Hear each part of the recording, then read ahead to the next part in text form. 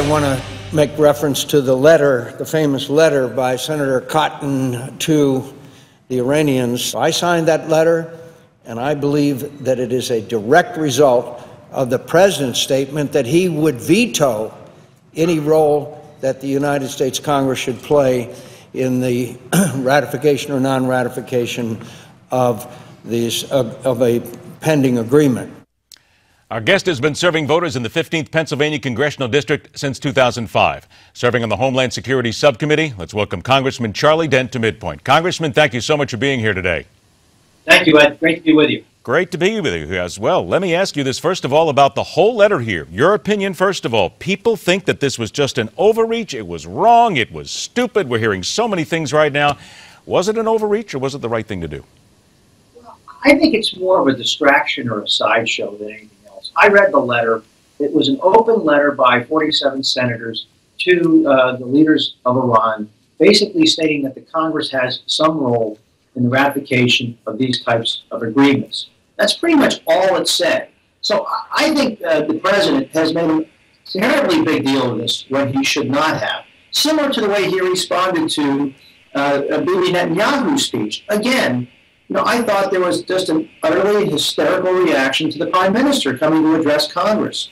And when it comes to undermining the president by members of Congress, we only have to look at Nancy Pelosi going to meet with Bashar al-Assad during the Iraq War over the objections of the Bush administration. Assad had been funneling insurgents into Iraq, killing Americans. I thought that was a direct act. She went with a grip and grin with Assad in Syria. That was an act. We saw various examples of Democratic members of Congress doing far more aggressive things to Ronald Reagan on both Nicaragua policy and the Soviet Union. But isn't it fair to say, though, Congressman, let me interrupt for 1 second, isn't it fair to say, though, that technically what you're doing is you're sending a letter to a hostile government, one that we're currently, and I'm not basically taking sides on either end of this here, but some say it's a hostile government. These are people who want to kill us. They want to beat us however they can. They want to get any edge they can in this whole nuclear negotiation process here. So it simply was wrong to tell them that the United States is divided on this. Matter of fact, you've got a third of Republican insiders right now, according to Politico, say that this was a bad idea. I've read various news accounts, too, where the President of the United States allegedly had sent a letter to Ayatollah Khomeini. I had read that. I don't know if it's ever been formally verified, but he has written letters to them. Well, again, I believe this is a distraction. I'm not saying this letter was a great idea, but I'm saying it is a distraction because what's happening is the president doesn't want to talk about the substance of the agreement that he is negotiating. That's where we should all be focused, whether you're the president or the members of Congress. That's the issue. And my fear is if this negotiation or this impending agreement is if it's a bad agreement, and in fairness to the president, we haven't seen the agreement, but if it's a bad agreement, well then what will happen is this will set off a new round of nuclear proliferation in the Middle East, Saudi Arabia, Turkey, possibly Egypt, and of course Iran.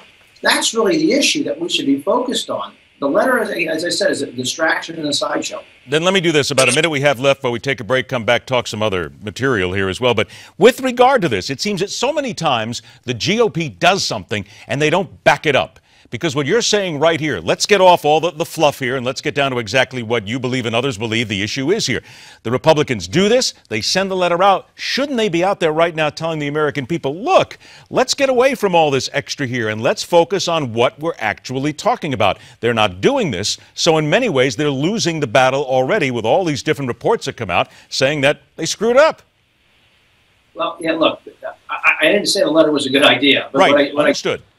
What I do say, because it is a distraction, and I think the president has used his office again to distract us from the agreement, because he knows that this agreement, if the published reports are true about the 10-year sunset and other provisions, that this is really a very serious problem for not only Israel's security, but other nations in the Middle East, plus all the rest of us who are concerned about a nuclearized Iran. And the president doesn't want to talk about the substance of this agreement.